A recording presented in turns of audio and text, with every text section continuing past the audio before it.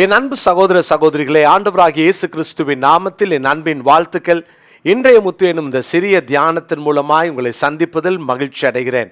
கர்த்தர் தாமே உங்களை ஆசிர்வதிப்பாராக. கிருபையும் சமாதானமும் நம் அனைவரோடும் கூட இருப்பதாக. பிரியமானவர்களே, தாழ்மை குறித்து நம்ம தியானித்து கொண்டிருக்கிறோம். மத்தேயு சுவிசேஷம் 11ஆம் அதிகாரத்தின் 29வது வசனத்தை நான் வாசிக்கிறேன். நான் சாந்தமும் மனத்தாழ்மையுமாய் இருக்கிறேன். என் நுகத்தை உங்கள் மேல் ஏற்றுக்கொண்டு என்னிடத்தில் கற்றுக்கொள்ளுங்கள், அப்பொழுது உங்கள் ஆத்துமாக்களுக்கு இளைப்பாறுதல் கிடைக்கும். ஆண்டவராகிய இயேசு சொல்லுகிறார், நான் சாந்தமும் மனத்தாழ்மையுமாய் இருக்கிறேன். அவருக்குள்ள அந்த தாழ்மை இருந்தது. அவர் தாழ்மையிலே பிறந்து தாழ்மையோடு வளர்ந்தார், தாழ்மையோடு இருந்தார். அவருடைய ஊழியத்தில் தாழ்மையை பார்க்குறோம். அவருடைய மரண பரியந்தம் தன்னை தாழ்த்தினார் என்று வேதத்தில் வாசிக்கிறோம். உயிர்த்தெழுந்ததுக்கு அப்புறம் கூட அவருடைய விரோதிகள் கிட்ட போய் நான் யார் தெரியுமா அப்படின்னு ஒரு நாளும் காமிச்சிக்கவே இல்லை.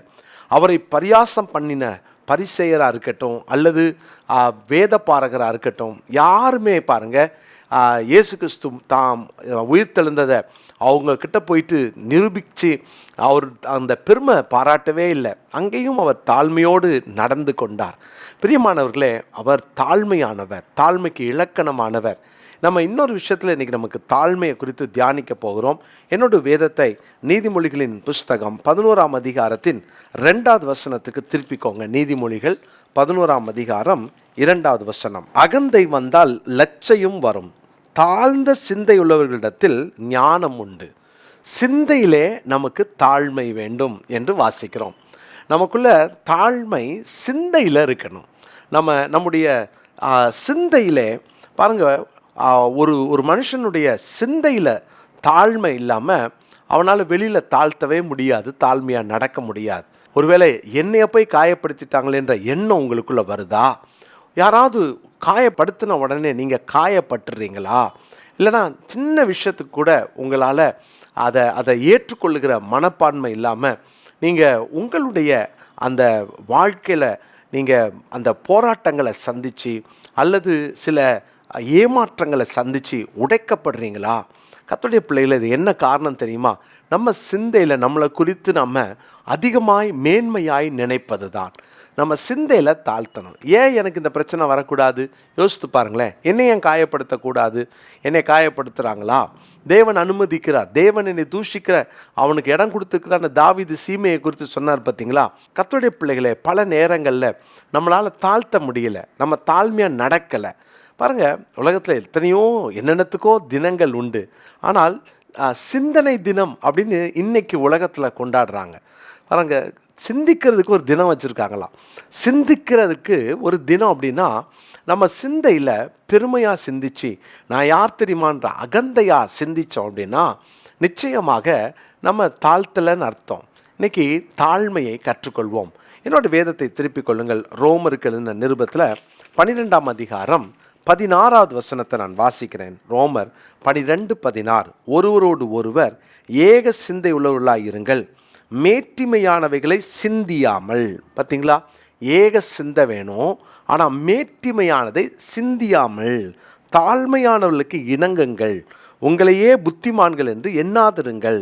பாருங்கள், தாழ்மையானவர்களுக்கு இணங்குங்கள், மேட்டிமை சிந்தையாக இருக்காதீங்க. அப்போது நமக்குள்ள சிந்தையில் தாழ்மை. அதே ரோமர் 12ஆம் அதிகாரத்தில் 3வது வசனத்தை பாருங்கள். அல்லாமலும் எனக்கு அருளப்பட்ட கிருபையினாலே நான் சொல்லுகிறதாவது, உங்களில் எவனானாலும் தன்னை குறித்து எண்ண வேண்டியதற்கு மிஞ்சி எண்ணாமல், தன்னை குறித்து எண்ண வேண்டியதற்கு மிஞ்சி எண்ணாமல் அவனவனுக்கு தேவன் பகிர்ந்த விசுவாச அளவின்படியே தெளிந்த எண்ணம் உள்ளவனாய் எண்ண வேண்டும். தன்னுடைய அளவுக்கு அதிகமாக தன்னுடைய தான் யார் அப்படின்னு தெரியணும். சிந்திக்க வேண்டியதற்கு மிஞ்சி நம்ம சிந்திக்கக்கூடாது. நம்ம எவ்வளோ சிந்திக்கிறோம், நான் யார், அப்போது நான் அதை குறித்து அளவுக்கு மிஞ்சி என்னை நான் பெருமையாய் சிந்தித்தால் எவ்வளோ பெரிய ஆபத்து. தாழ்மையின் சிந்தை எப்போல்லாம் குறையுதோ அப்போல்லாம் நம்முடைய மனதை பிசாசு அவன் கேப்சர் பண்ணுவான், அவன் அதை எடுத்துக்கொள்வான். இடம் கொடுக்காதீங்க. உங்கள் சிந்தையில் தாழ்மையை தரித்து கொள்ளுங்க. ஆண்டவர்கிட்ட சொல்லுங்கள், ஆண்டவரே நான் தாழ்த்தணும், தெளிந்த எண்ணத்தோடு இருக்கணும், தாழ்மையானவர்களுக்கு இணங்கணும். ஆண்டவரே என் சிந்தையில் நான் தாழ்த்தி நடக்கணும். அந்த கிருபையை ஆண்டவர்கிட்ட நம்ம கேட்போம். பிலிப்பியர்கள் நிருபம் 2ஆம் அதிகாரத்தின் 5ஆம் வசனத்தை நான் வாசிக்கிறேன். பிலிப்பியர் 2:5. கிறிஸ்து இயேசுவில் இருந்த சிந்தையே உங்களிலும் இருக்க கிடையாது. என்னைக்காவது ஒரு நாள் பெருமையாக சிந்திச்சிருப்பாரா? ஒரு நாள் அவருடைய சிந்தையில் பெருமை வந்து நம்ம வேதத்தில் படிக்க முடியுமா? அவர் அந்த தாழ்மையின் சிந்தையை கர்த்தர் நம்ம எல்லாருக்கும் தரட்டும். கிறிஸ்து இயேசுவில் இருந்த சிந்தையே உங்களிலும் இருக்க கடவுது. இன்றைக்கி ஆண்டவர்கிட்ட கேட்போமா, ஆண்டவரே நான் தாழ்ந்த சிந்தையோடு நடக்க கிருபை தாங்க. எனக்குள்ள தாழ்வு மனப்பான்மை வரக்கூடாது, ஆனால் சிந்தையில் தாழ்வு, அந்த தாழ்த்துக்கிற அந்த சிந்தை எனக்கு வேணும். நான் தாழ்த்தி ஆண்டவரே உம்மை உயர்த்தணும். ஒரு நாள் என்னையை நான் பெருமையாக நினச்சிடக்கூடாது, நான் பெருமை பாராட்டிடக்கூடாதுன்றதில் கவனம் செலுத்துவோம். இன்னைக்குரிய மனப்பாட வசனத்தை குறித்து கொள்ளுங்க. நீதிமொழிகள் 11ஆம் அதிகாரம் 2ஆம் வசனம். நீதிமொழிகள் 11:2.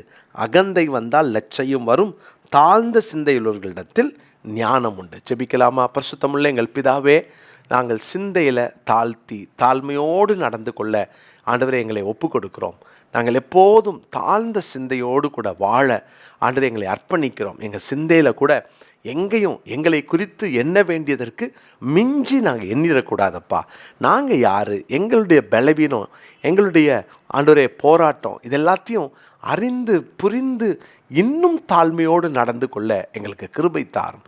ஆண்டவரே உம்மை போல அந்த தாழ்ந்த சிந்தையை, கிறிஸ்து இயேசுவில் இருந்த சிந்தையை எங்களுக்கும் தாரும். உம்முடைய நாமம் தொடர்ந்து மகிமைப்படட்டும். இயேசுவின் நாமத்தில் ஜெபிக்கிறோம் நல்ல பிதாவே, ஆமென்.